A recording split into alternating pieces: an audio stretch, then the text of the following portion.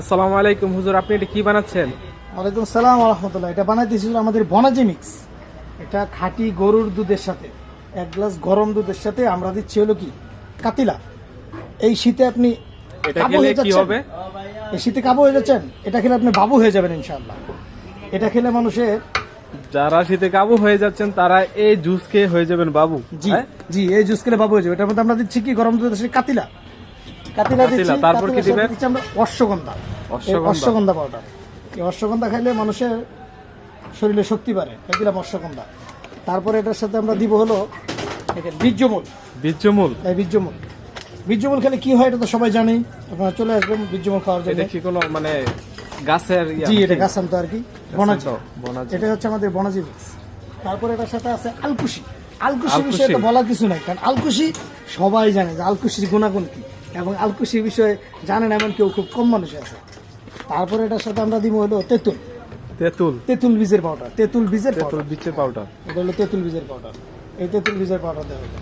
তারপরে এটার সাথে আছে হলো শিমুল মূল। শিমল মূল। একটা কথা আছে যে যার নাই কোনো কুল সে খাবে শিমুলের মূল। এই শিমুল মূলের পাউডার, এই শিমুলের মূলের পাউডার দিই। তারপরে এটার সাথে আরেকটা জিনিস বাকি আছে, আমাদের মধু। এটার সাথে খাঁটি মধু হবে। এবার মধু হবে,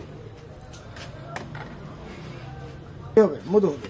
এই মধু মিশ্রিত বনাজি মিক্স এই শীতে যারা খাবে ইনশাআল্লাহ তাদের জন্য। দর্শক, শীতে যারা কাবু হয়ে গেছেন তাদের জন্যই হচ্ছে এই জুস নাকি? জি, যারা শীতে কাবু হয়ে গেছে তাদের জন্য। শীতে কাবু হয়ে যাচ্ছেন কাবু যারা, হয়ে গেলে তারা এটা খেলে বাবু হয়ে যাবে। এটা খেলে হয়ে যাবেন বাবু।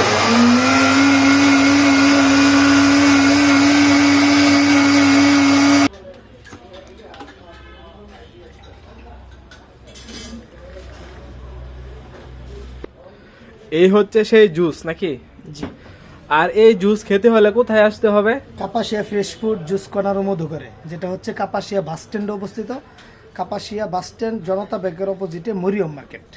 তো দর্শক, আপনারা যারা এই শীতে কাবু হয়ে গেছেন তারা কিন্তু চলে আসতে পারেন এই জুস কর্নার ও মধুকরে এই বিখ্যাত জুস খাওয়ার জন্য।